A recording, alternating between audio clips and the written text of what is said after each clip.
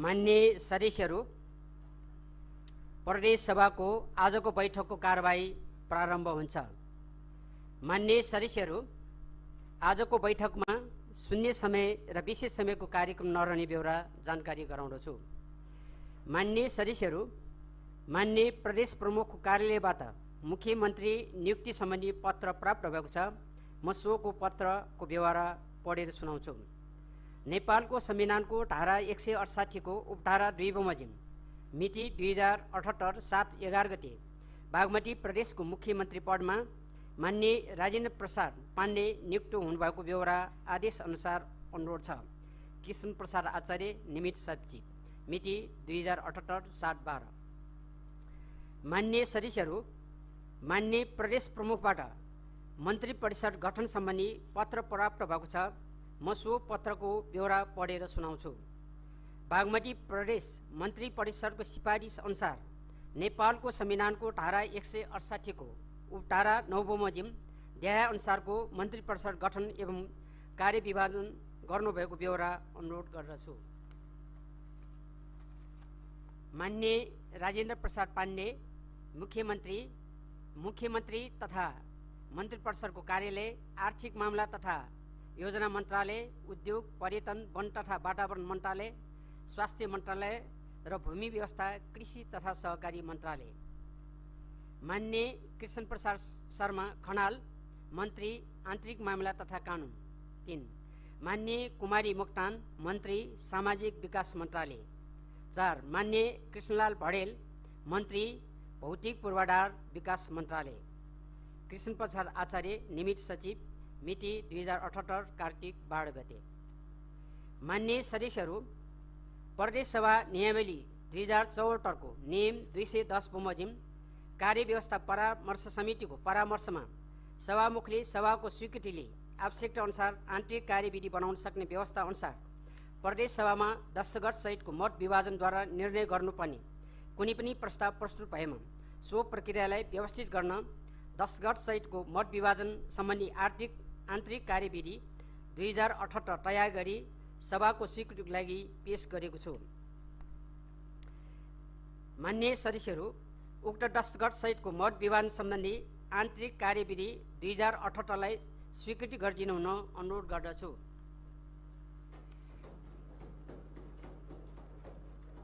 माननीय सदस्यहरू, उक्त दस्तखत सहितको मत विभाजन सम्बन्धी आन्तरिक कार्यविधि 2078 लाई सभाले स्वीकृति गरेको घोषणा गर्दछु।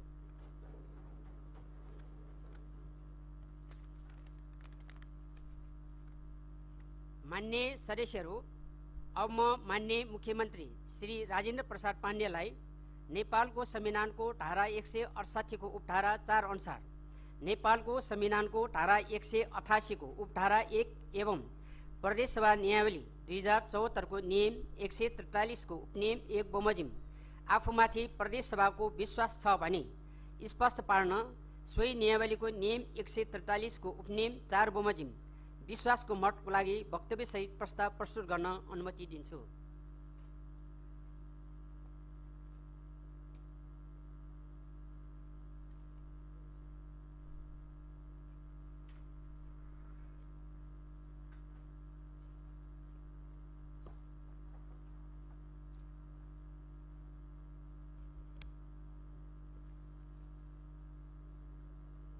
सभामुख महोदय,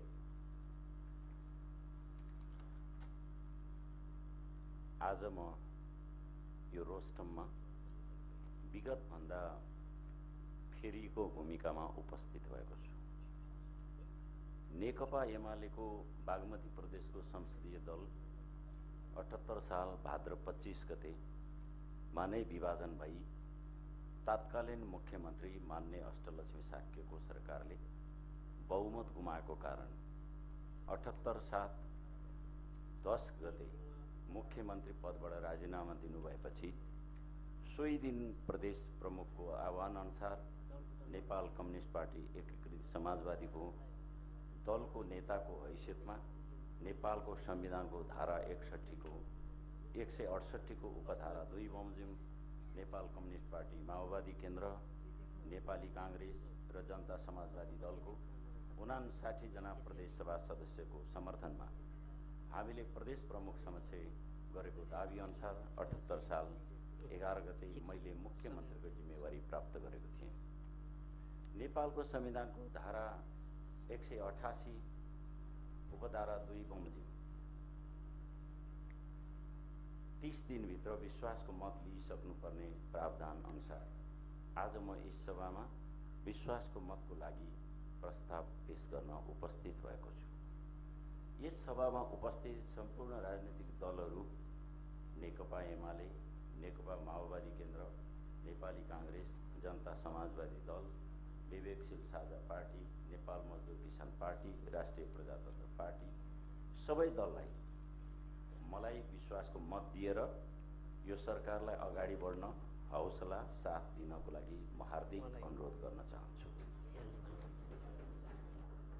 आज विश्वासको मत मागिरहेको यस घडीमा म सम्पूर्ण माननीय प्रदेश सभा सदस्यहरूसँग यस प्रदेशको हैसियत माथि उठाउन, प्रदेशका सम्पूर्ण मान्य सदस्यहरूको स्वाभिमान उँचो बनाउन, प्रदेशलाई प्राप्त स्रोतको सही सदुपयोग गरी जनपक्षीय मागलाई सम्बोधन गर्न, फजुल खर्च घटाउने र प्रदेशको आम्दानी बढाउने काम गरी प्रदेश गौरवका कार्यक्रमलाई सम्पन्न गर्न ध्यान दिने प्रतिबद्धता पनि व्यक्त गर्न चाहन्छु। भ्रष्टाचार नियन्त्रण गर्न र सुशासन कायम गर्न मेरो प्रमुख प्राथमिकता हुनेछ।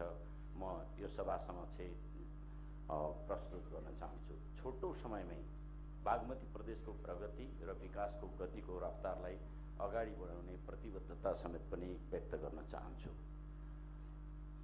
सभामुख महोदय, मैले आज विश्वासको मत लिइरहेको यस घडीमा म विगतका विविध खालका घटनाहरू, राजनीतिक आरोप अवरोहको बारेमा अरू धेरै कुराहरू राख्न चाहन्न। आजको यो स्थिति कसरी सिर्जना भयो यो हामी यो सभामा बस्ने हामी सबैलाई थाहा छ।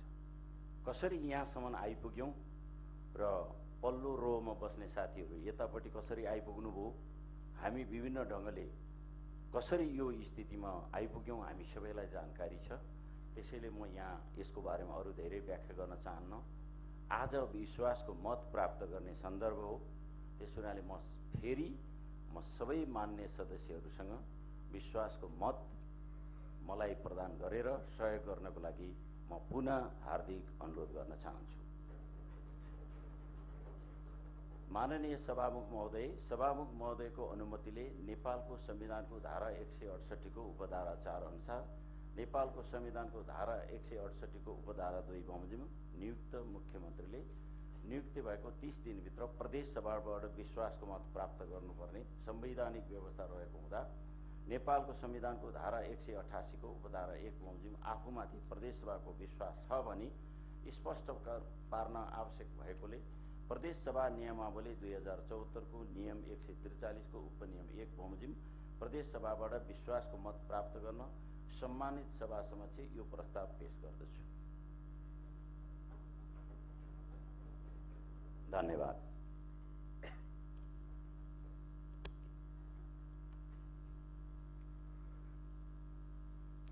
मान्य सदस्यहरू, अब विश्वासको मत प्राप्त गर्ने प्रस्तावमाथि छलफल प्रारम्भ हुन्छ।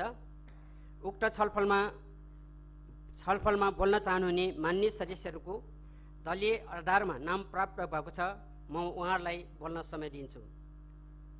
सर्वप्रथम म मान्य दीपक निरौलालाई प्रमुख विपक्षी दलको तर्फबाट बोल्न समय दिन्छु।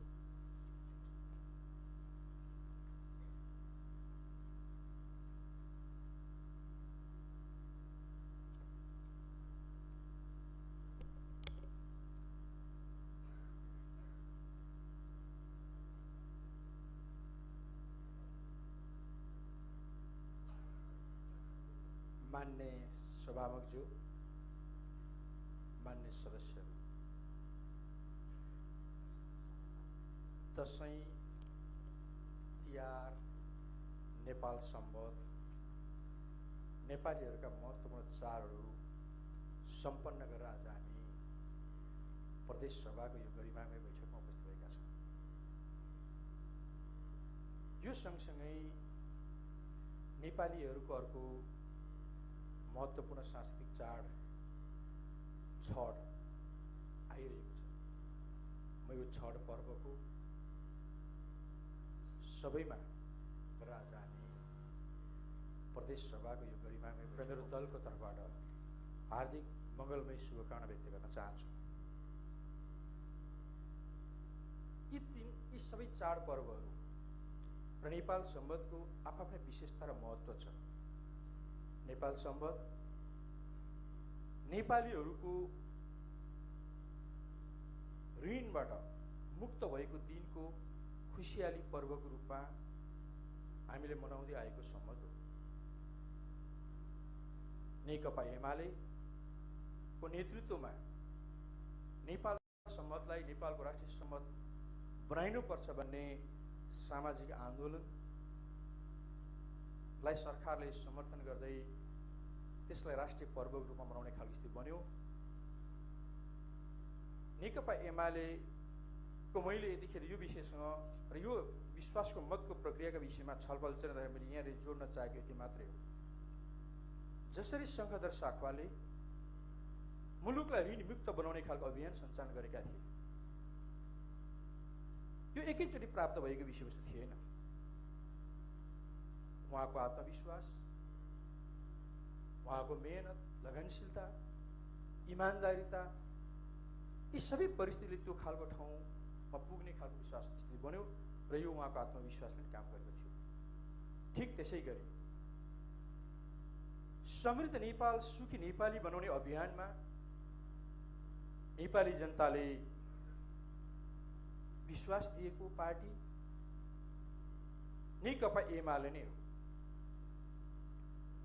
रो कताबाट कता गयो भन्ने खालको कुरोले अर्थ राख्दैन। विधि, प्रक्रिया र पद्धति र जनमत के हो, हामीले यो बुझ्न आवश्यक हुन्छ। यो नेपाललाई समृद्ध बनाउने, नेपालीहरूको अनुहारको चेहरामा खुसी छाउने खालको प्रक्रियालाई अवरोध बनाउने खालका कामहरू बीचमा भएका छन्। त्यसको उपज आजको यो रूप परिवर्तन हो। त्यसको उपज आज म मुख्यमन्त्री हुँ भनेर विश्वासको मत मागिरहँदाखेरि आफ्ना नीति र कार्यक्रम नआउनु।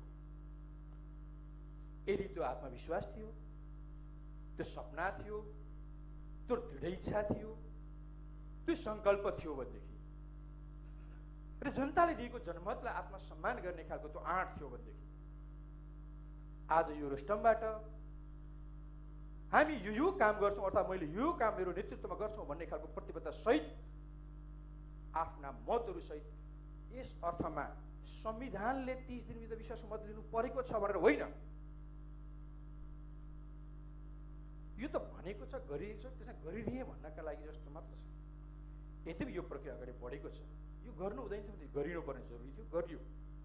तर खोइ त कार्यक्रम हामीले अमुक व्यक्तिहरूको चित्रलाई कल्पना गरेर चित्रकारले चित्र बनाए जस्तो या मूर्तिकारले मूर्तिको आकार कोरिदिएको जस्तो खालको आकृतिको आधारमा विश्वास दिनुपर्ने हो, हामीले मत जाहेर गरिदिनु पर्ने हो। यो प्रदेशलाई समृद्ध बनाउने खालका कार्यक्रम र खाकाहरू के हुन्छ आजको यो गरिमामय सभामा प्रस्तुत नहुने खालको कुरोले के उद्घार गर्छ भने यो मात्रै जनताको मतलाई अपमानित गरेर गैर न्यायिक ढङ्गबाट गरिएको असंवैधानिक व्याख्याको निरन्तरताको एउटा प्रतीकको रूपमा मात्र हामीले यसलाई लिनु परेको छ। हाम्रो दलले यसरी बुझेको छ।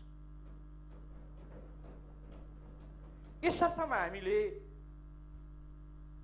विश्वासको मत दिइराख्नुपर्छ त हामीलाई लाग्दैन। अर्को कुरो, केही दिन अगाडि वर्तमान प्रदेशका मुख्यमन्त्रीज्यूले कहीँ कतै सम्बोधन गर्नुभएछ, मैले युट्युबमा आज बिहान सुन्ने मौका पाएँ। तपाईहरुले प्रत्येक 119 पालिका अन्तर्गत रहेका सबै वडाहरूमा हाम्रो दलको कमिटी गठन गर्नुपर्नेछ।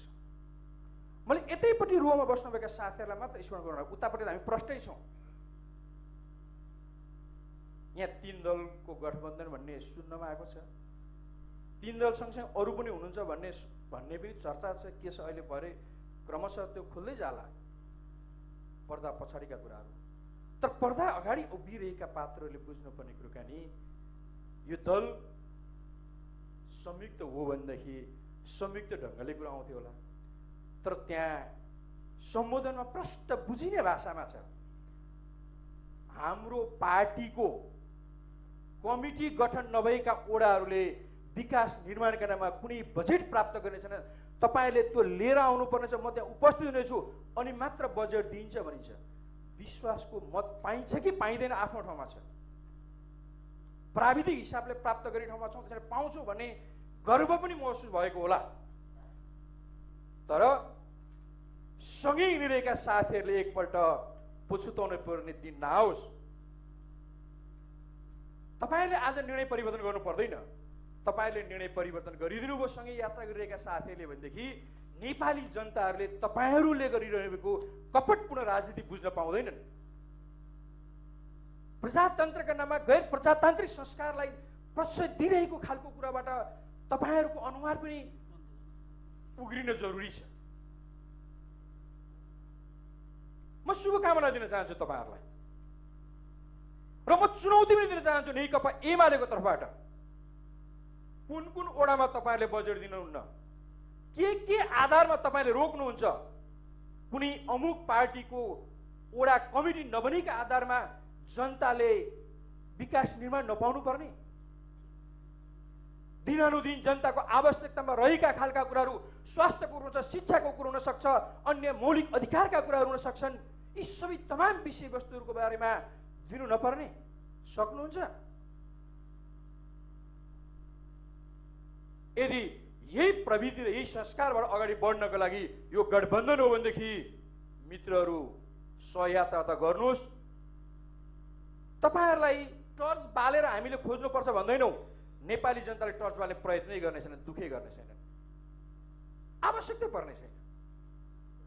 त्यो दिन नआओस्। हामी त अहिले पनि चाहन्छौँ जनमत नेकपा एमालेको पक्षमा यदि छैन भनेदेखि नेकपा एमाले प्रतिपक्षमा होइन त्योभन्दा तल बस्न पनि तयार छ। हिजो हामीले भनेका थियौँ गठबन्धनले आफ्नो चित्रलाई अलिकति उज्यालो ढङ्गले देखिने गरी अगाडि सारोस्, हामी सहज ढङ्गले छोड्ने बहिर्गमनको प्रक्रिया अगाडि बढाउँछौँ भनेका थियौँ। साथीहरूलाई विश्वास लागेन। यही रोस्टमबाट केही मित्रहरूले बोल्नु भएछ, मिति लेखेर पत्राचार गर्ने।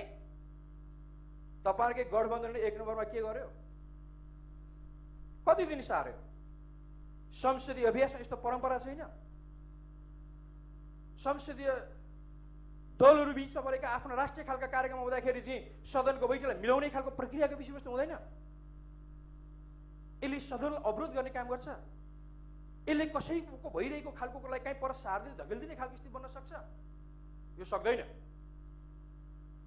र हामीले गरेको कमिटमेन्ट अनुसार यही रोस्टमबाट मेरो दलको नेता निवर्तमान मुख्यमन्त्रीले आफ्ना विचारसहित राजीनामा गरौँ, मत विभाजन गर्ने प्रक्रियामा गइरहेको पर्ने बाध्यकारी अवस्था सिर्जना गर्नु भएन।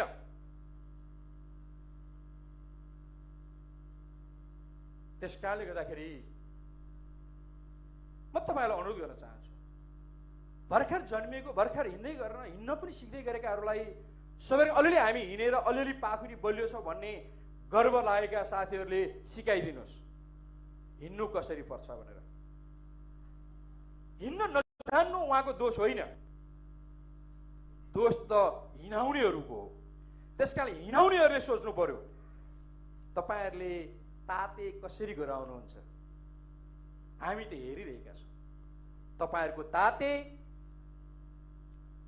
ओडा कमिटी बनाएपछि विकास निर्माण गर्ने हो भनेदेखि प्रजातन्त्र त यी देख्यो नि त, जनताको जनमत यी देख्यो नि त। यही हो प्रजातन्त्र, यही हो नेपाली जनताको बलिदानबाट प्राप्त भएको प्रजातन्त्र। यही भन्छ हाम्रो संविधानले। यसैका लागि लडेका हौँ हामीले। हामी के का लागि लडेका हौँ? मलाई लाग्छ एक दलको कमिटी बनेर राज्यको ढुकुटीबाट खर्च गर्ने खालको प्रक्रिया अगाडि बढाउनु भनेको त निरङ्कुशता हो। अनि यो गठबन्धनले कुन निरङ्कुशता ल्याउन खोजेको? प्रजातन्त्र भन्ने अगाडि लेखिदिएका भरमा, मुखुन्डो लगाएका भरमा प्रजातन्त्रवादी हुन्छ त? यस अर्थमा हामीले बनेका गरेका छौँ यो गठबन्धन अप्रजातान्त्रिक, अप्राकृतिक हो र असंवैधानिक हो। यस कारणले यो असंवैधानिक प्रक्रियाबाट जन्मिएको सरकारलाई विश्वासको मत दिइराख्नु पर्ने हाम्रो दलले आवश्यकता ठानेको छैन। यसर्थ मान्य सभामुज्यू, हामी हाम्रो दलकोबाट यो सरकारलाई विश्वासको मत जाहेर गर्न नसक्ने बेहोरा निवेदन गर्दछु। धन्यवाद। अब म मान्य शालिग्राम जमकटेलाई समय दिन्छु। समय 5 मिनट।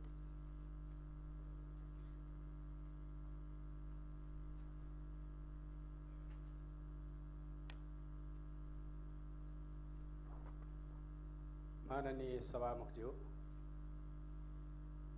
बागमती प्रदेशका माननीय मुख्यमन्त्री राजेन्द्र प्रसाद पाण्डेले यस सभाबाट विश्वासको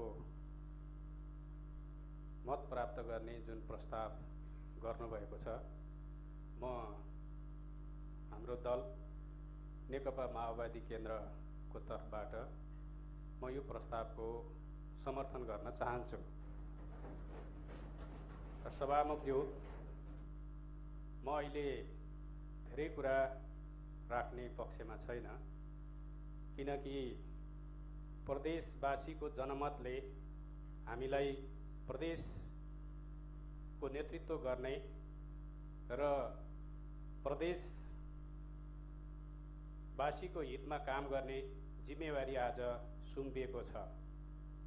हामी प्रतिपक्षको बेन्चबाट सत्ता पक्षको बेन्चमा आएका छौँ र हामी गठबन्धनको तर्फबाट सरकार सञ्चालन गर्दैछौँ। यो सरकार मलाई लाग्छ जनमतका दाबी गर्ने साथीहरू अहिले प्रतिपक्षमा हुनुहुन्छ। मलाई लाग्छ संसारको इतिहासमा कहीँ यस्तो छैन होला, जो अल्पमतमा छ, जो प्रतिपक्षमा छ, उसले हामीसँग जनमत छ भनेर एकहोरो कराएको कराई गर्ने। नेपालमा हामीले यो सुनिराखेका छौँ, यो सुन्दै जानुपर्छ। हामी सुन्दै जान्छौँ, किनकि तर हामी अब प्रदेशवासीको हितमा काम गर्ने र प्रदेशको विकास गर्ने जिम्मेवारीमा आएका छौँ। त्यसैले अहिलेको यो गठबन्धन, मुलुकको नेतृत्व गर्ने गठबन्धन, संविधानको रक्षाको निम्ति, व्यवस्थाको रक्षाको निम्ति, संघीयताको रक्षाको निम्ति, संविधानको पूर्ण कार्यान्वयनको निम्ति हो। यो गठबन्धन यो प्रदेश सभा जोगाउन, संघीयता जोगाउनको निम्ति पनि हो। त्यसैले मलाई लाग्छ हामीले विधि र पद्धति प्रक्रियाको कुरा गरिरहँदा विधि र पद्धति प्रक्रिया संविधानभन्दा बाहिर को छ? संविधानभन्दा बाहिर को गयो? गएर कसले काम गर्यो? कुन पार्टीले काम गर्यो? मलाई त अलिकति लाज पनि लाग्छ। म धेरै पर जान चाहन्न। जनमत भएको असाध्यै सफल, राम्रो, यो आफ्नो दलभित्र भन्न त मिल्ला, पार्टीका कार्यकर्तालाई भन्न त मिल्ला, तर राजनीतिक हिसाबले बहस गर्ने र विश्लेषण गर्ने हो भने नेकपा एमाले सबभन्दा असक्षम पार्टी, यो सरकार सञ्चालन गर्न असक्षम पार्टी, पार्टी सञ्चालन गर्न असक्षम पार्टी, संविधान कार्यान्वयनमा अनिच्छा देखाउने पार्टी र सर्वनाक असफल पार्टी। त्यसको नेतृत्व केपी ओली, सर्वनाक असफल मेरो आफ्नो विश्लेषणमा। अब यो दाबी गर्नुपर्छ जस्तो मलाई लाग्दैन। घटनाक्रमले पुष्टि गरिसक्यो। निर्वाचन त आउँदैछ, हेर्दै जाउँला, तर त्यति धेरै अब दाबी गर्नुपर्छ जस्तो मलाई लाग्दैन। त्यसैले त्यति धेरै दाबी नगरौँ। त्यति धेरै दाबी पनि अहिले हामीले गरिरहनु उचित जस्तो देखिँदैन, किनभने परिणामले के देखाएको छ भन्नेतिर हामी, त्यो त हामीसँग सबैसँग छ्याङछ्याङतै छ नि। हामीले भनिरहनु पर्छ र कसरी विघटन भयो नेकपा? किन विघटन भयो? नसकेर हो त। केपी ओलीले नेतृत्व गर्न नसकेर विघटन भयो। आज सङ्घदेखि प्रदेशसम्मको सरकार छैन। के कारणले गर्दा? केपी ओलीले नसकेर, नेकपा एमाले नसकेर, असक्षम भएर जग जाहेरै छ त अब। अनि किन यो धेरै कुरा गरिरहन पर्यो? भोलि आउनु होला, जनमत लिएर आउनु होला, तपाईँ चलाउनु होला, तपाईँहरूलाई शुभकामना छ। तर अहिले तपाईँहरू असक्षम र हारेकै हो, यो कुरा स्वीकार गर्नुहोस्, मनन गर्नुहोस्। म तपाईँहरूलाई यो सुझाव दिन चाहन्छु। त्यसैले म मेरो दलको तर्फबाट यो माननीय मुख्यमन्त्रीज्यूले राख्नुभएको विश्वासको मत लिने प्रस्ताव यो संविधान सम्मत छ, यो विधि सम्मत छ, यो प्रदेशवासीको हितमा छ। त्यसैले मेरो दलको तर्फबाट म सबैलाई आग्रह गर्न चाहन्छु, हामी यदि प्रदेशवासीको हितमा छौँ, प्रदेशको विकास गर्न चाहन्छौँ भने यो सरकारको पक्षमा मतदान गरौँ, विश्वासको मत यो सरकारलाई दिउँ र पक्ष प्रतिपक्ष नभनिकन मुखले होइन, व्यवहारमै सबै मिलेर प्रदेशवासीको हितमा काम गरौँ। यही कुरा यहाँहरूको बिचमा राख्दै मेरो भनाइ टुङ्ग्याउँछु। हस्त अभिवादन। अब म मान्य इन्द्रबहादुर बानियालाई समय दिन्छु। समय 5 मिनट।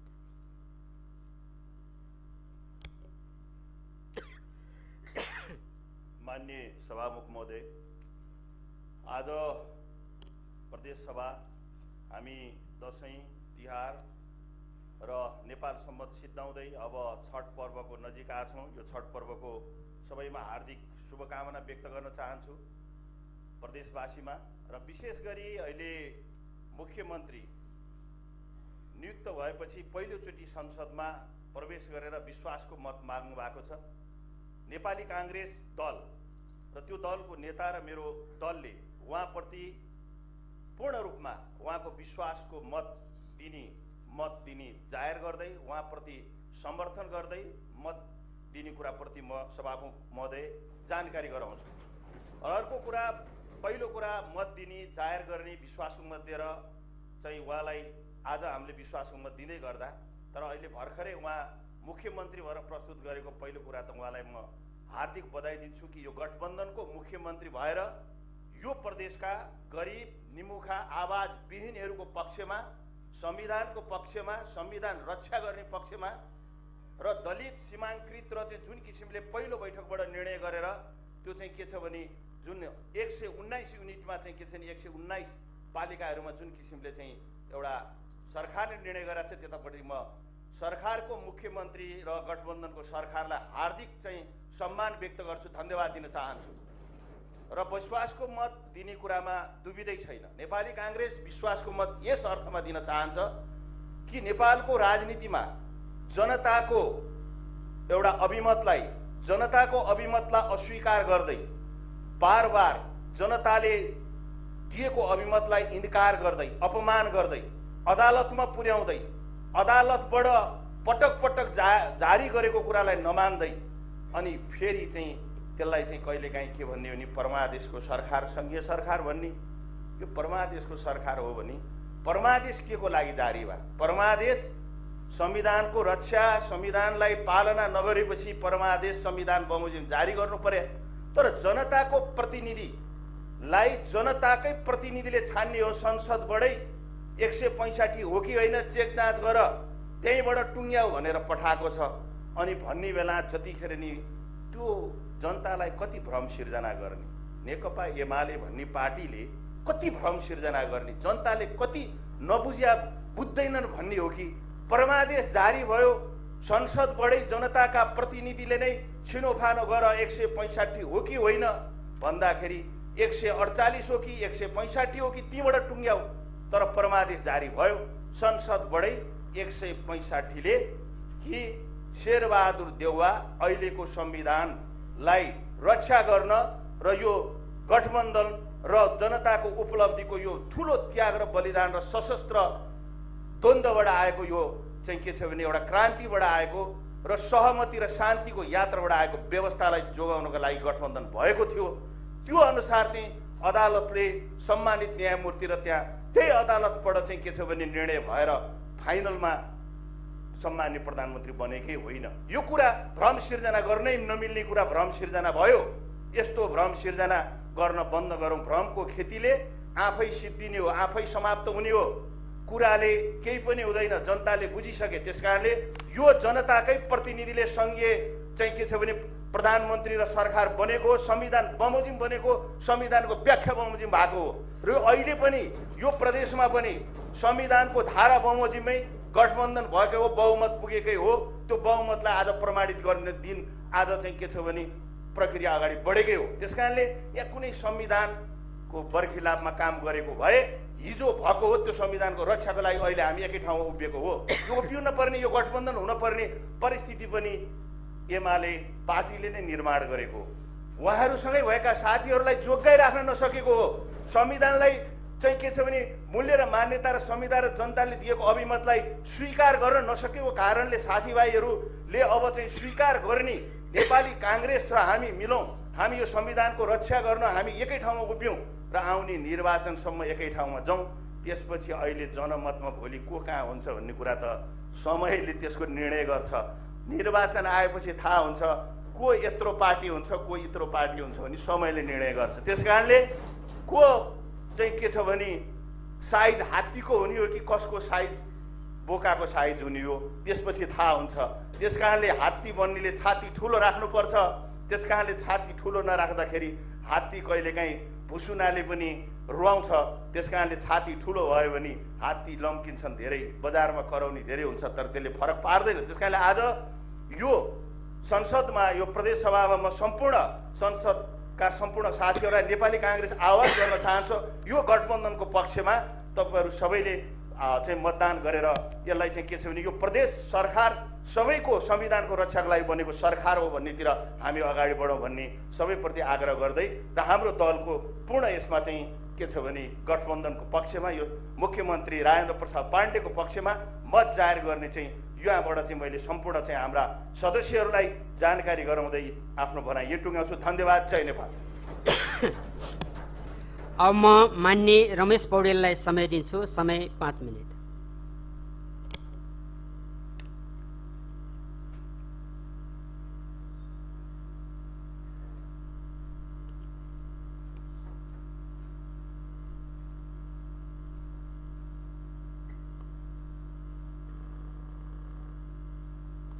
सभामुख महोदय, आजको दिन खास गरी नयाँ मुख्यमन्त्रीज्यूलाई र उहाँको सरकारलाई बधाई शुभकामना दिएर सुरु गर्नुपर्ने दिन हो। म सबभन्दा पहिला उहाँलाई बधाई दिन चाहन्छु। तर यो बधाई दिइराख्दाखेरि मुख्यमन्त्रीजीले भर्खरै प्रस्तुत गर्नुभएको विश्वासको मत सम्बन्धी प्रस्तावको बारेमा पनि आफ्नो धारणा सँगसँगै राख्न पनि म चाहन्छु। यहाँनिर सरकार बनेको भर्खर 11 दिन बित्दै गर्दाखेरि मुख्यमन्त्रीजीले जो प्रस्ताव लिएर आउनुभएको छ त्यसबिचमा चाहिँ यो बिहानीले दिनको सङ्केत गर्छ भने जस्तो उहाँले धेरै काम त गर्न भ्याउनु भएको छैन, तर केही कामहरू हामीले सङ्केतमा हेर्नुपर्ने हुन्छ जस्तो मलाई लाग्दछ। र यहाँ खबरहरूले, सूचनाहरूले के भनिरहेका छन् भने मुख्यमन्त्रीजी यो रोस्टममा विश्वासको मत माग्न आउँदै गर्दा उहाँले चाहिँ क्याबिनेटमा फाइल तयार गरेर राख्नुभएको छ र उहाँले पहिलो काम के गर्नुहुन्छ भने अब मन्त्रालयहरू फोरेर 12वटा बनाउनुहुन्छ। र यो अहिले पहिलो चरणमा 12वटा हो, भोलि पुगेन भने 15वटा, 18वटा, कतिवटा बन्छ।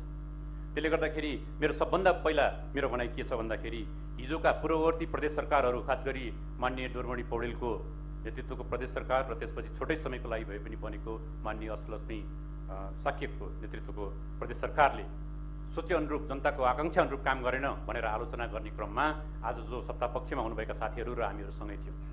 र मेरो भनाइ के यहाँनिर के रहन्छ भनेदेखि आज त्यो आलोचनाको जगमा बनेको सरकारले यसरी प्रदेश कोषमाथि व्यवहार थोपर्ने गरेर र अहिले भर्खरै बिस्तारै खुट्टा टेक्दै गरेको, बिस्तारै स्थापित हुँदै गरेको प्रदेशको प्रशासन यन्त्रलाई चाहिँ खलबल्याउने गरेर अस्तव्यस्त बनाउने गरेर यो मन्त्रालय फोड्ने निर्णय किन गर्नु पर्यो? कतिपयले यहाँ भन्नुहुन्छ यो त गठबन्धनको बाध्यता हो, गठबन्धन सरकार चलाउन सजिलो कहाँ छ र?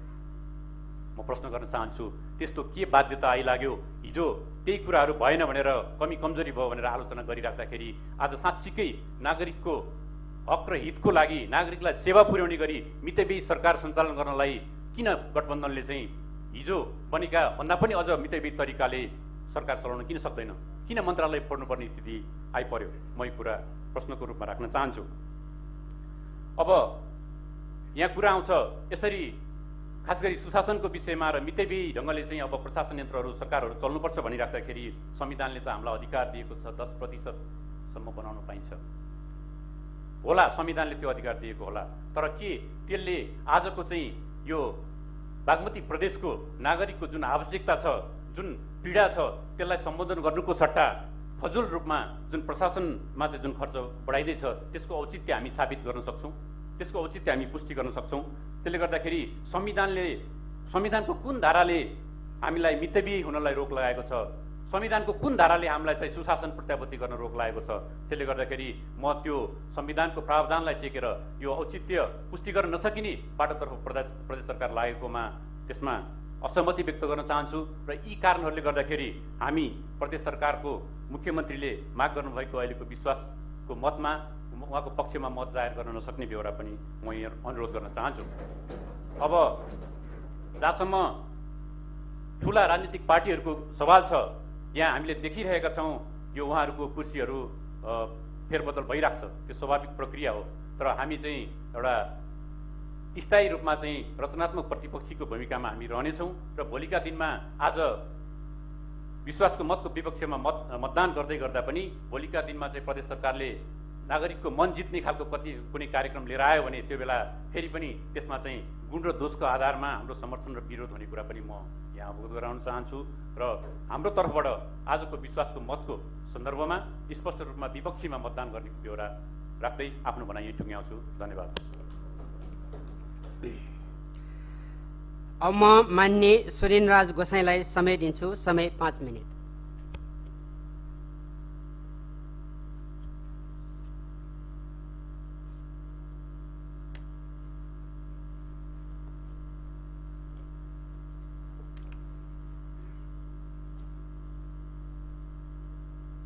मान्य सभामुख महोदय, हामीले राजनीतिशास्त्रमा पढेका थियौँ फ्रान्समा यस्तो एउटा स्थिति आएको थियो, राति सुत्दा एउटा सरकार र बिहान उठ्दा अर्को सरकार।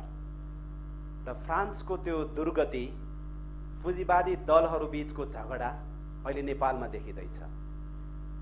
र नेपालको सिमानामा बस्ने नेपाली दाजुभाइहरूको अवस्था फेरि फरक छ।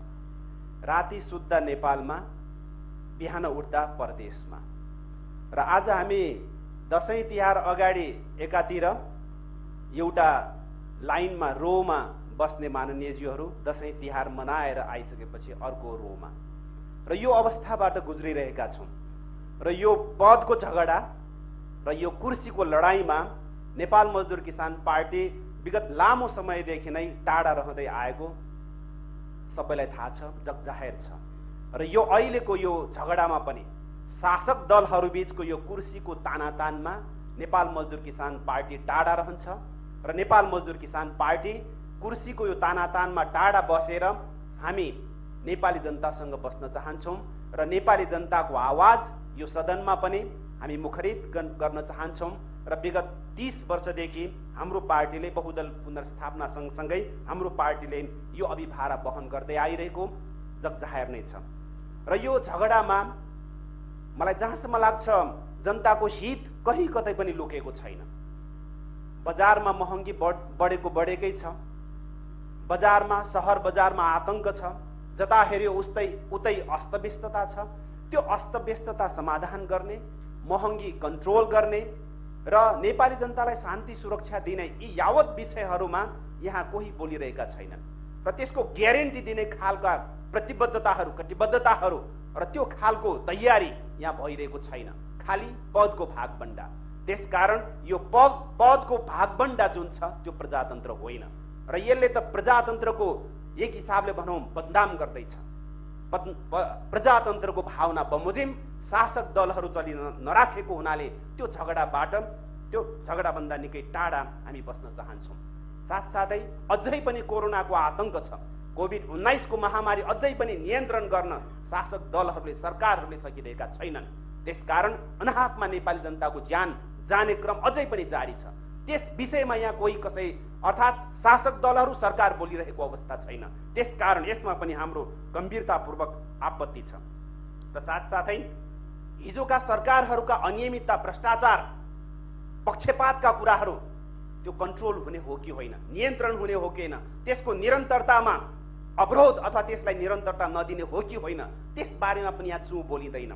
साथसाथै शासक दलहरूको भित्री झगडा, शासक दलहरू बीचको यो झगडाको मूल कारण के हो, त्यसको बारेमा नेपाली जनता जान्न चाहन्छन्, बुझ्न चाहन्छन्। त्यसको बारेमा अझै पनि कुराहरू बाहिर आइरहेको छैन। त्यसकारण पनि जबसम्म त्यो वास्तविकता बाहिर आउँदैन, विदेशीहरूले चलाइराखेको छ कि अथवा कुनै प्रतिक्रियावादी शासक तत्त्वहरूले चलाइराखेको छ कि को जिम्मेवार छ, त्यो वास्तविकता बाहिर नआउन्जेलको निम्ति त्यसको बारेमा कमसेकम हामी अवगत छैनौँ। त्यसकारण यस विषयमा पनि नेपाली जनता जान्न चाहन्छन् र जान्ने अधिकार नेपाली जनतासँग छ। यस विषयमा शासक दलहरूले समयमै बोल्न आवश्यक छ। साथसाथै यो भित्री झगडा र साथसाथै यो प्रदेशमा जुन किसिमको अनियमितताहरू भइरहेका छन्, अर्थात् सुस्तता छ, त्यो सुस्तता तोड्ने खालको प्रतिबद्धता कहिले आउँछ, कसले दिने, अहिलेको सरकारले दिएको अवस्था छैन। कमसेकम हामीलाई त्यस बारेमा जानकारी छैन। त्यसकारण त्यस विषयमा पनि बोल्न आवश्यक छ। र अहिले जुन किसिमको पहाड पहिलो छ, यसबाट मलाई जहाँसम्म लाग्छ यहाँ उपस्थित जनता त छोडिदिउँ, यहाँ उपस्थित माननीयज्यूहरू समेत स्वयं पनि सन्तुष्ट कोही हुनुहुन्न। त्यसकारण यो रीति, यो व्यथिति जुन छ, त्यसलाई अन्त्य गर्ने कुनै पनि खालको सुनिश्चितता, प्रतिबद्धता अझै आइ नसकेको हामीलाई थाहा छ। त्यसकारण नेपाल मजदुर किसान पार्टी शासक दलहरूको, पुँजीवादी दलहरूको यो कुर्सीको तानातान, कुर्सीको हानाहान, पदको झगडा, प्रजातन्त्रमाथिको यो जुन किसिमको अपमान अथवा भनौँ प्रजातन्त्रमाथि घात जुन भइरहेको छ, त्योभन्दा टाढा बस्न चाहन्छ। साथसाथै एमसिसीको बारेमा, देशघाती एमसिसीबाट जुन किसिमले देशले नयाँ सङ्कट बेहोर्दैछ, पहाड पहिलो हुँदैछ, देशको अस्तित्वमाथि नै खतरा आउँदैछ, त्यस विषयमा पनि शासक दलहरूले नबोलेको हुनाले हामी नेपाल मजदुर किसान पार्टी यो झगडाभन्दा टाढा बस्न चाहन्छ। जबसम्म एमसिसी जस्तो देशघाती सम्झौताको विषयमा बोल्दैन, तबसम्म यस विषयमा अर्थात् हाम्रो विरोध जारी रहन्छ। नेपाल मजदुर किसान पार्टीले विगत लामो समयदेखि नै प्रखर प्रतिपक्षको भूमिका निर्वाह गर्दै आइरहेको जग जाहेर छ र आजको यो विश्वासको मतको सन्दर्भमा पनि नेपाल मजदुर किसान पार्टी तटस्थ रहने जानकारी गराउन चाहन्छु सभामुख मार्फत। धन्यवाद। अब म मान्य प्रेमबहादुर तामाङलाई समय दिन्छु। समय 5 मिनट।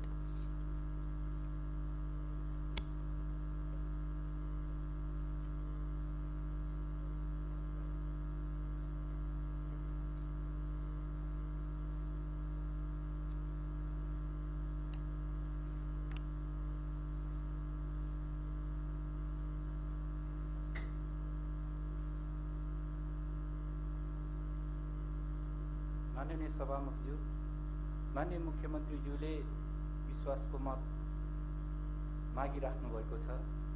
हामी दिने नदिने या केही पनि नगर्ने भन्ने रोमा उभिराखेका छौँ। तैपनि मेरो मत भ्रष्टाचार, कमिसनखोर, तस्कर र घुसखोरको जालोले जेलेको राजनीतिक संस्कारको विरुद्ध हो र मलाई मत माग्दै गरेको सरकारले राजनीतिभित्र झाँगिँदै गरेको तमाम खालका विकृति र विसङ्गतिहरूको अन्त्य गर्नेछ। त्यो कारणले गर्दा त्यो विश्वासका साथ म यस सरकारलाई मेरो विश्वासको मत जाहेर गर्न चाहन्छु। 3 नम्बर प्रदेशभित्र मलाईको व्यक्तिवादी प्रविधि, सुकेट बुटेज, सुकेला मुकेला को प्रशय दिने प्रविधि, दम्ब, घमण्ड र व्यक्तिवादी प्रविधि, यो सबै खालका प्रविधिहरूको अन्त्य गर्नको निमित्त यो सरकार सफल हुनेछ।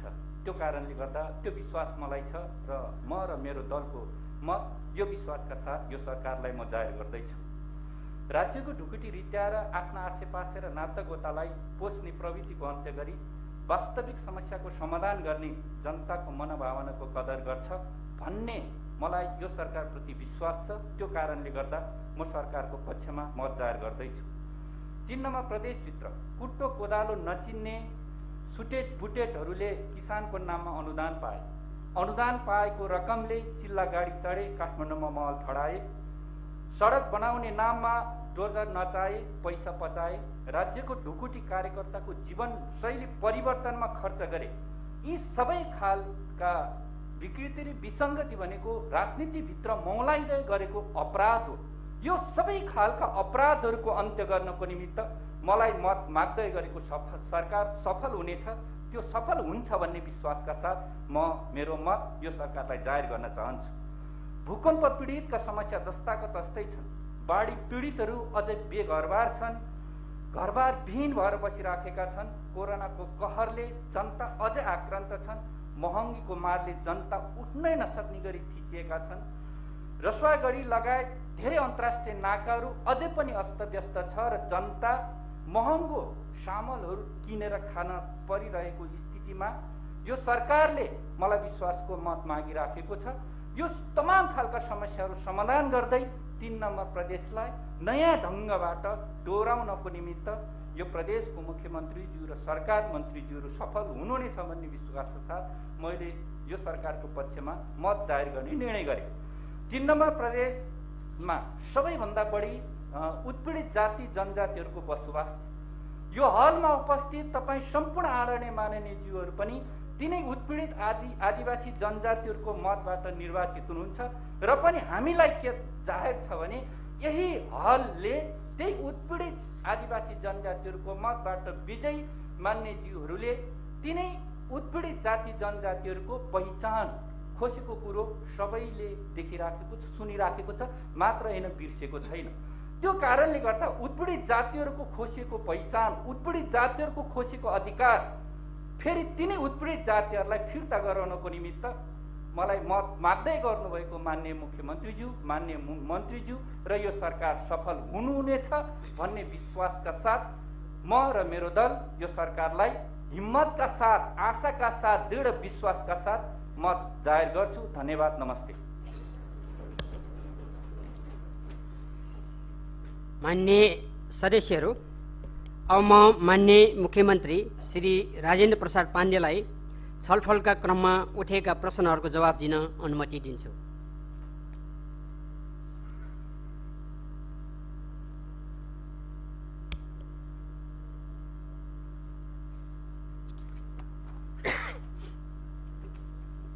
सभामुख महोदय, मैले विश्वासको मत माग्दै यो सभा समक्ष केही कुराहरू राखेको थिएँ। त्यो राख्ने सिलसिलामा कुनै कुनै मित्रहरूले यो विश्वासको मत लिँदा कुनै कार्यक्रम आएन, कार्यक्रम बिना विश्वासको मत लिइयो भन्ने टाइपका कुराहरू पनि राख्नु। म तपाईहरुसँग यो कुरा राख्न चाहन्छु। मैले छोटो होस् लामो कुरा अहिले किन गरौँ भन्ने ढङ्गले सोचेको हुँ।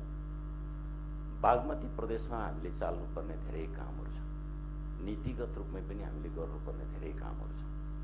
पहिला त यो 3 वर्ष, विगतको 3 वर्ष प्रदेश सरकार जो अगाडि बढ्यो, त्यो प्रदेश सरकारको अवधिभरि म तपाईहरुसँग भन्न चाहन्छु 3 महिनाभित्र यो सरकारले श्वेत पत्र जारी गर्छौं। विगतको सरकारले के गर्यो, कति राम्रो गर्यो, के गर्न बाँकी रह्यो, के चाहिँ गर्न नहुने काम गर्यो, म जानकारी सम्पूर्ण जनतासँग चाहिँ जानकारी गराउन चाहन्छु। दोस्रो कुरा, आर्थिक अनुशासनलाई पूर्णतया पालना गर्छौं, फजुल खर्च हटाउँछौं। केही मित्रहरूले मन्त्रालय थप्ने आदि खालका कुराहरू गरियो भन्ने टाइपका कुराहरू पनि गर्नु भएको छ, जुन कुरा अहिले त्यो कुरातिर प्रवेशै गरिया छैन। त्यसो हुनाले त्यस्ता कुरालाई चाहिँ हामी अहिले नै किन त्यो चाहिँ नि फोरकास्ट गर्ने, ती कुराहरूमा मलाई त्यस्तो लाग्छ। आर्थिक अनुशासनलाई पूर्ण पालना गर्छौं, फजुल खर्च घटाउँछौं, अति आवश्यक तथा नगरी नहुने खर्चलाई व्यवस्थित गर्छौं, प्रदेशको आम्दानी बढाउँछौं, खर्च घटाउँछौं, जनताको जायज मागलाई सम्बोधन गर्ने नीति लिन्छौं। हामी त्यसरी जान्छौं। प्रदेश निर्वाचन क्षेत्रहरूमा विनियोजन गरिने विकास बजेटहरूमा एकचोटि हामी सम्झौं, विगत वर्षदेखि हुँदै आएको असन्तुलनलाई सकेसम्म सन्तुलन मिलाउँछौं। असन्तुलन भएको कुरा चाहिँ प्रष्ट हो। अहिले पनि विगतमा केही निर्वाचन क्षेत्रहरूमा यो 3.5 वर्ष, झन्डै 4 वर्षको अवधिभित्र कुनै निर्वाचन क्षेत्रमा बहुवर्ष योजना पर्दै परेन, कुनै निर्वाचन क्षेत्रमा धेरै ठुल्ठुलो रकमहरू परेको कुरा हामी सबैलाई थाहा छ। बजेट विनियोजनमा सांसदहरूबीच पक्षपात गर्दैन। स्वास्थ्य सङ्कटको यस अवस्थामा स्वास्थ्य क्षेत्रमा रकम विनियोजन गर्ने विषयलाई महत्त्वका साथ हामी काम गर्छौँ। अस्पतालहरू, उपकरणहरू दिने कुरामा हामी ध्यान दिन्छौँ। असम्भव योजनामा हात हालेर समय र स्रोतलाई बर्बाद गर्दैनौँ। सम्भव भएसम्मका तथा बागमती प्रदेशको शिर उच्चो बनाउने योजना कार्यान्वयन गर्ने कुरामा हामी ध्यान दिन्छौँ। त्यति मात्र नभएर केन्द्र सरकारले आवश्यक कर्मचारी उपलब्ध गराउन सकेन भने आन्तरिक स्रोतबाट करारमा कर्मचारी भर्ना गरेर भए पनि समयमै योजना सम्पन्न गर्ने वातावरण बनाउँछौँ। नदी किनारमा नदीजन्य सामग्रीहरूको एउटा निश्चित सिस्टम बनाएर कानुनी व्यवस्था गरेर वातावरणलाई पनि खलबलिने स्थिति हुन नदिकन हामी त्यस्ता कामलाई काम गर्न दिन्छौँ। योजनाका लागि विनियोजित बजेट खर्च गर्न नसकिने आजको जुन समस्या छ समाधान गर्न हाल भएका कानुनलाई आवश्यक परे संशोधन गर्छौँ। कतिपय बजेट 10 करोड राख्ने इस्टिमेट भएको छैन, केही पनि छैन, अनि त्यो 10 करोडमा 10 रुपियाँ नि खर्च हुँदैन। त्यस्तो ढङ्गको योजना चाहिँ बनाएर फजुल खर्च गर्नु हुँदैन। एकचोटि हामी सम्झौँ त हरेक वर्ष हाम्रो बजेट कति खर्च भयो, कति पर्सेन्ट खर्च भयो, 48 देखि 52% खर्च भएको छन्, आधा पैसा उतै फर्किया छ। यस्तो खालको स्थिति अब हुन दिँदैन। सरकारद्वारा विनियोजित बजेटको समयमै खर्च गर्ने, समय काम सम्पन्न गर्ने क्यालेन्डर बनाएर काम गर्छौँ। तोकेको समयमै सम्पन्न गर्ने कर्मचारीलाई पनि उचित पुरस्कारको बन्दोबस्त गर्छौँ र त्यस्तो काममा भूमिका बेठिक गर्नेलाई अनुशासनभित्र पनि राख्छौँ। योजना निर्माण र सञ्चालनमा वर्तमान सार्वजनिक खरिद ऐनका कारण समस्या भएमा आवश्यक संशोधन गरी काममा सक्रियता ल्याउने काम गर्छौँ। प्रदेश सरकार सञ्चालन ऐन अहिलेसम्म छैन। स्थानीय सरकार सञ्चालन ऐन छ, तर हामीसँग प्रदेश सरकार सञ्चालन ऐन नै छैन। त्यो कुरामा पनि प्रदेश सरकार सञ्चालन ऐन बनाएर हामी कामलाई अगाडि बढाउँछौँ। स्वास्थ्य, शिक्षा, कृषि, पर्यटन र उद्योगहरूलाई प्राथमिकता दिएर प्रदेशको हैसियत, इज्जत, प्रगतिमाथि उठाउने गरी सञ्चालन गर्छौँ। ऐन नियम र हाम्रो कार्यक्रमले दिन नसकिने जनताबाट आएको गुनासो, निवेदन, अनुरोधलाई सम्बन्धित फाँटका कर्मचारीहरूबाट 1 हप्ताभित्र समाधान गर्ने बन्दोबस्त मिलाएर सुशासन दिने कोसिस गर्छौँ। सुशासनको प्रत्यावधि दिन्छौँ। कुन काम हुन सकेन भने के कारणले हुन सकेन कारण दिनु पर्यो। हुन सक्ने कामलाई फाइल थन्क्याएर राख्ने परिपाटीलाई अन्त्य गर्नुपर्छ। यतातिर हामी ध्यान दिन्छौँ। सर्वहारा श्रमजीवी, किसान, मजदुर, श्रम गरेर खाने वर्गले न्याय पाएको महसुस हुने गरी सरकार सञ्चालन गर्छ।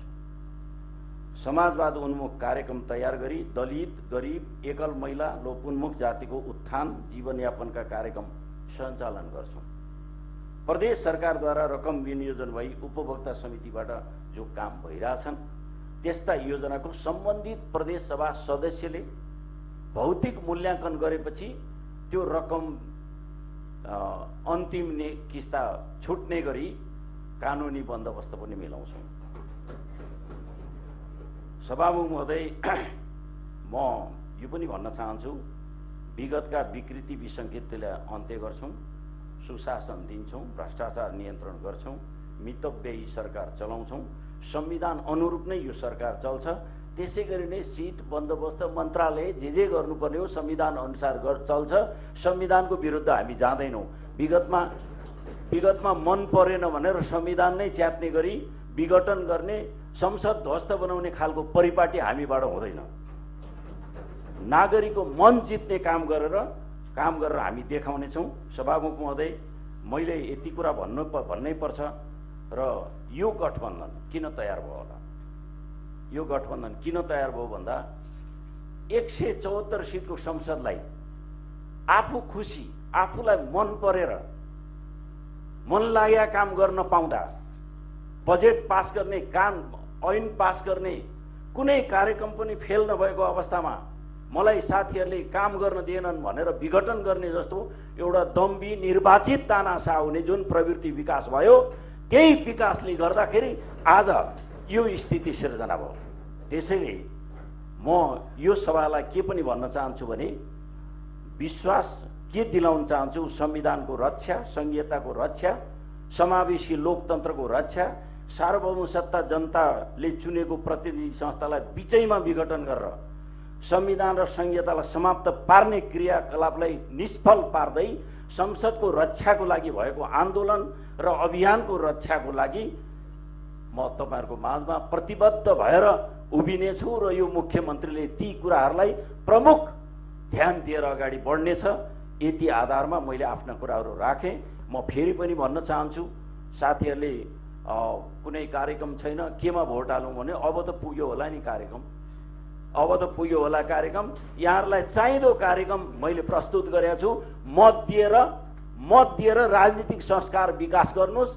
अब मत नदिन पनि सकिन्छ, अब खेरै फ्याँक्ने कुरा छ भने त त्यस्तै हो, तर मत दिएर राजनीतिक संस्कार विकास गरौँ र एक ढङ्गले एउटा नयाँ कल्चरको विकास गरौँ। म यति भन्दै मेरा भनाइ टुङ्ग्याउन चाहन्छु। फेरि पनि म मत माग्न चाहन्छु। विश्वासको मतलाई साथ दिएर यहाँहरूले हामीलाई यो सरकारलाई अझ सबल अझ बलियो बनाउने कुरामा सहयोग गर्नुहुनेछ। हस्, धन्यवाद।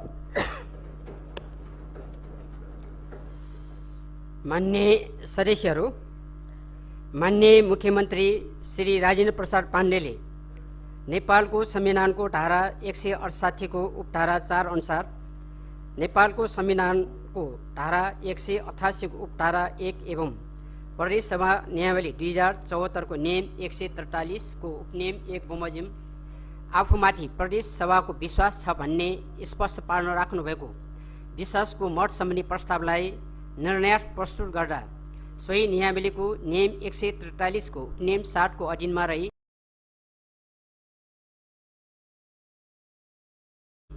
दस्तखत सहितको विवादित सदस्यको दस्तखत सहितको मत विभाजनद्वारा मत सङ्कलन गर्ने बेहोरा मान्य सदस्यलाई जानकारी गराउँदछु।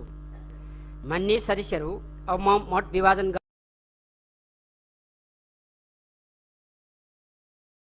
गर्दा अपनाइने प्रक्रियाको सम्बन्धमा जान्नु अघि मान्य सदस्यका दिन 5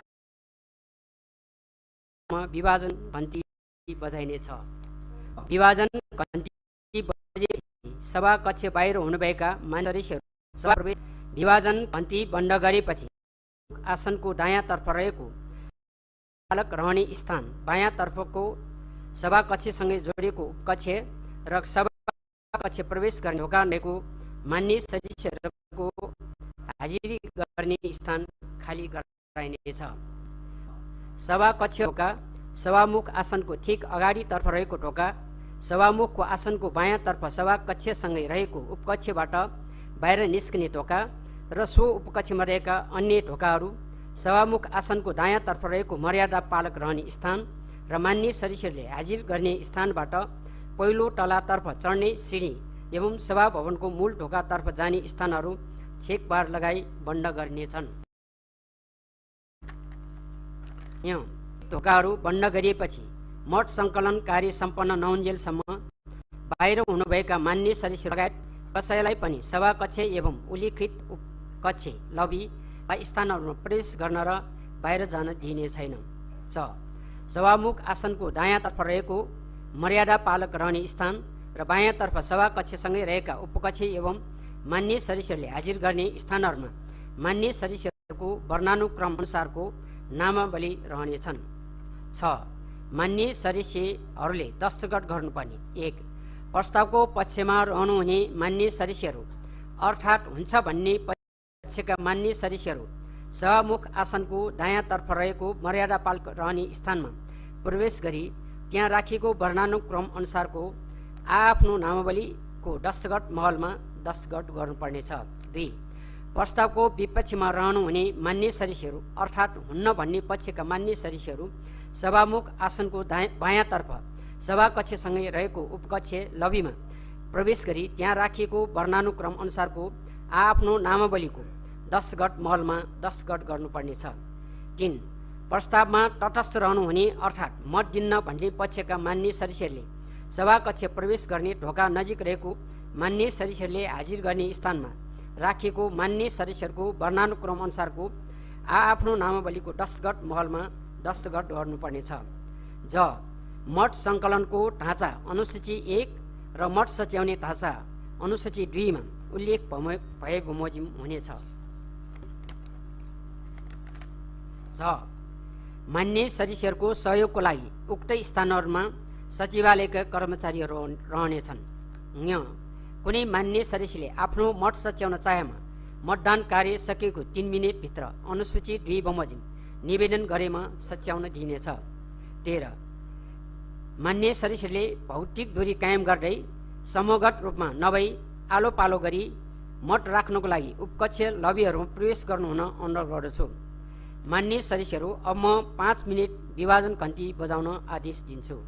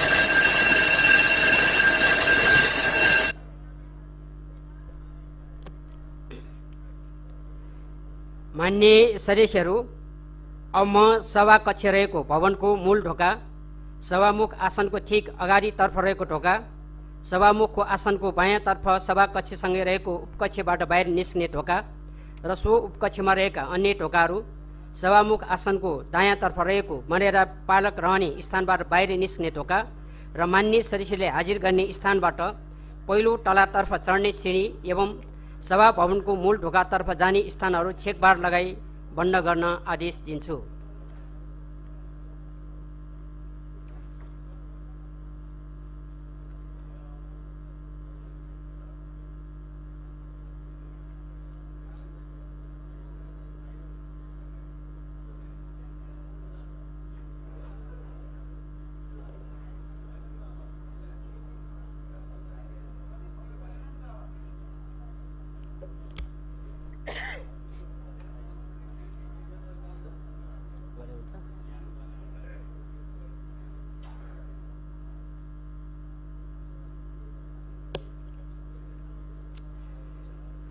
मान्य सदस्यहरू, अब म मान्य मुख्यमन्त्री श्री राजेन्द्र प्रसाद पाण्डेले नेपालको संविधानको धारा 168 को उपधारा 4 अनुसार नेपालको संविधानको धारा 188 को उपधारा 1 एवं प्रदेश नियमावली 2074 को नियम 143 को उपनियम 1 बमोजिम आफूमाथि प्रदेश सभाको विश्वास छ भनी राख्नुभएको विश्वासको मत सम्बन्धी प्रस्तावलाई निर्णयार्थ प्रस्तुत गर्दछु।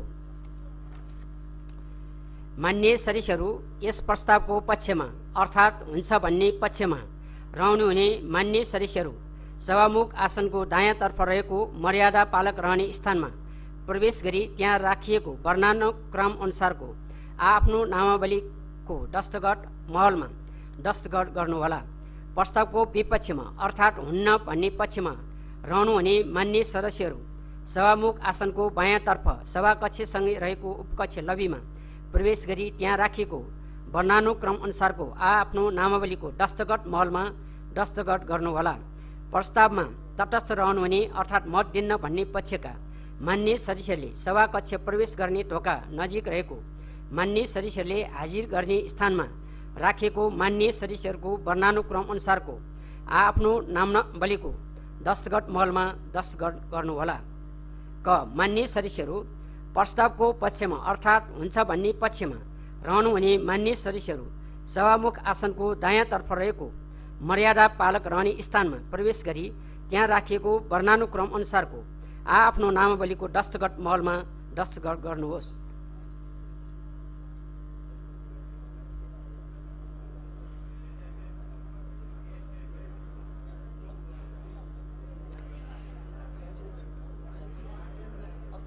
मान्य सदस्यहरू, प्रस्तावको विपक्षमा अर्थात् हुन्न भन्ने पक्षमा रहनुहुने मान्य सदस्यहरू सभामुख आसनको बायाँतर्फ सभाकक्षसँगै रहेको उपकक्ष लबीमा प्रवेश गरी त्यहाँ राखिएको वर्णानुक्रम अनुसारको आफ्नो नामावलीको दस्तखत महलमा दस्तखत गर्नुहोस्।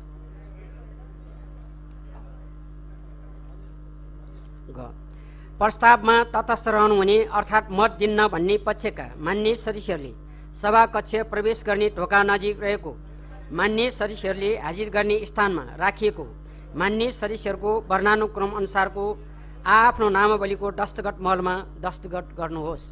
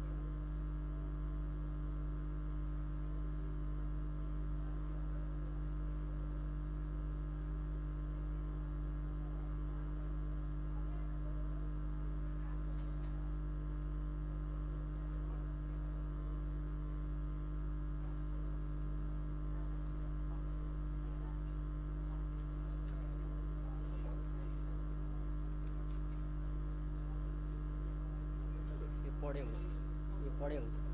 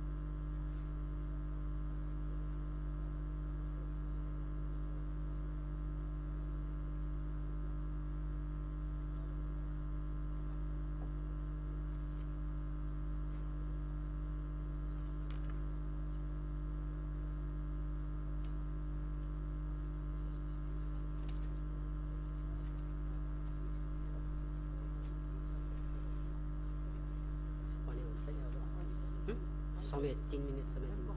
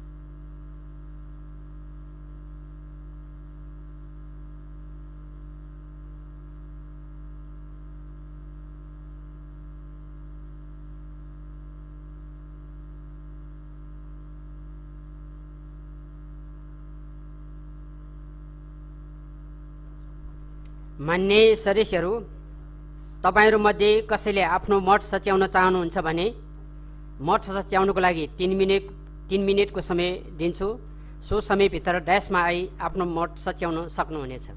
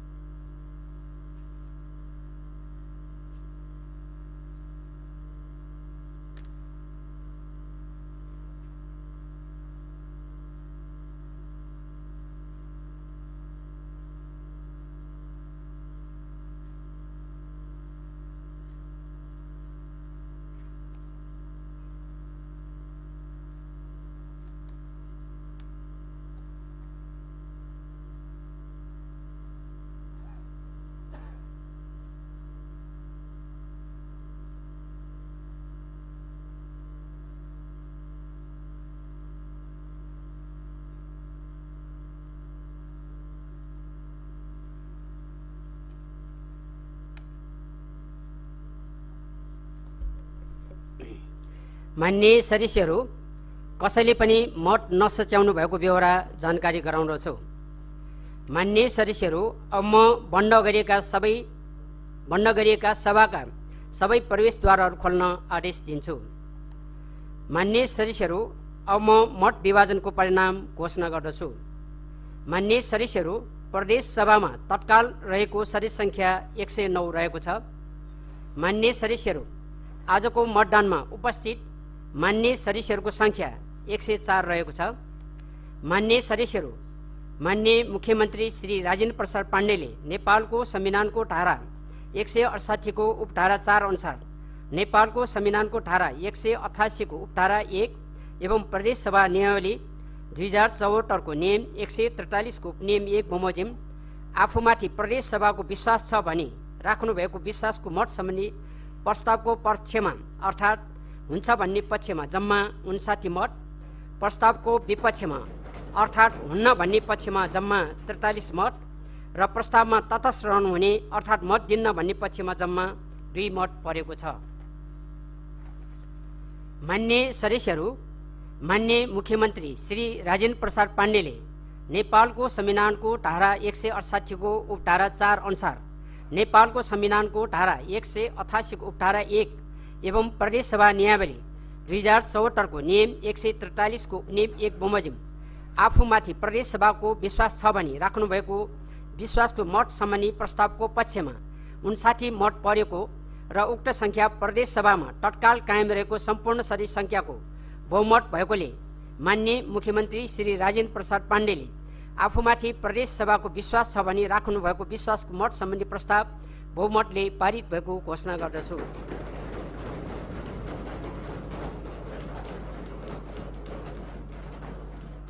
माननीय सदस्यहरू, अब अर्को सूचना नभएसम्मको लागि यो बैठक स्थगित हुन्छ।